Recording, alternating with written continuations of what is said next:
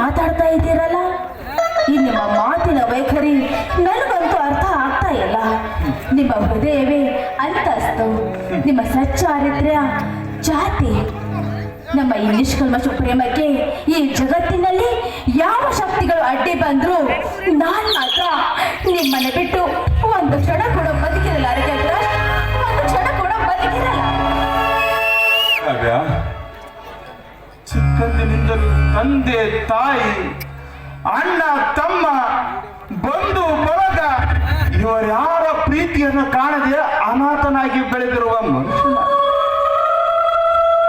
ಇನ್ನೊಬ್ಬರ ಆಶ್ರಯದಲ್ಲಿ ಬೆಳೆದ ಋಣಗಾರನೇ ಹೊರತು ಅವರ ಆಸ್ತಿಯಲ್ಲಿ ಪಾಲುದಾರನಲ್ಲ ನಾನು. ಹೀಗಿರುವಾಗ ನನ್ನ ಮಧ್ಯಮ ವರ್ಗದ ಸ್ಥಿತಿ ನನ್ನನಿಗೆ ಗೊತ್ತಾದರೆ ಕೋಟಿಗಳ ಲೆಕ್ಕದಲ್ಲಿ ಲೆಕ್ಕಾಚಾರ ಮಾಡುವ ನಿನ್ನ ನಮ್ಮ ಮದುವೆಗೆ ಕೆಂಪು ಬಾವುಟವನ್ನು ತೋರಿಸ್ತಾನೆ ವಿನಃ ನನ್ನ ಉಸಿರೇ ನೀವಾಗಿರುವಾಗ ನಮ್ಮ ಅಣ್ಣನ ಹಸಿರು ನಿಶಾನೆಯ ಬಗ್ಗೆ ನೀವೇನು ಚಿಂತೆ ಮಾಡಬೇಡಿ.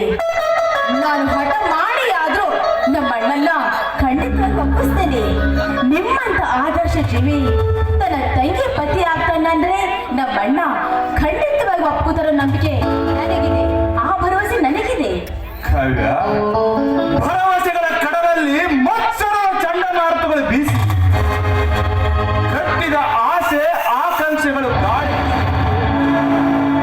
ಧೂಳಿಪಟವಾಗುವುದು ಖಂಡಿತ. ಕಾವ್ಯ, ಆದರ್ಶಕ್ಕೆ ಬೆಲೆ ಇದೆ ಸಮಾಜದಲ್ಲಿ. ಹಣವಿಲ್ಲದ ಹಣದ ಶ್ರೀಮಂತರಿಗೆ ಆದರ್ಶವೆಂಬುದು ಸಂತೆಯಲ್ಲಿ ಸಿಗುವ ಚಿಲ್ಲರೆ ಪದಾರ್ಥ. ಗುಣವಂತ ಬಡವನಿಗೆ ಅವಮಾನದ ಚಾಟಿ ಏಟಿನ ಪೆಟ್ಟು ಕೊಟ್ಟು ಏಕೆ ಹಾಕಿಲಾಗುತ್ತದೆ ಈ ಸಮಾಜ. ಹಣವಿದ ಅಮಲೇರಿದ ಶ್ರೀಮಂತರಿಗೆ ನಾಯ ಕೊಲ್ಲಿ ಬಾಲ ಮುದಿಕೊಂಡು ಹೇಗೆ ಪೂನೆಯಲ್ಲಿ ಬಿದ್ದಿರುತ್ತದೆಯೋ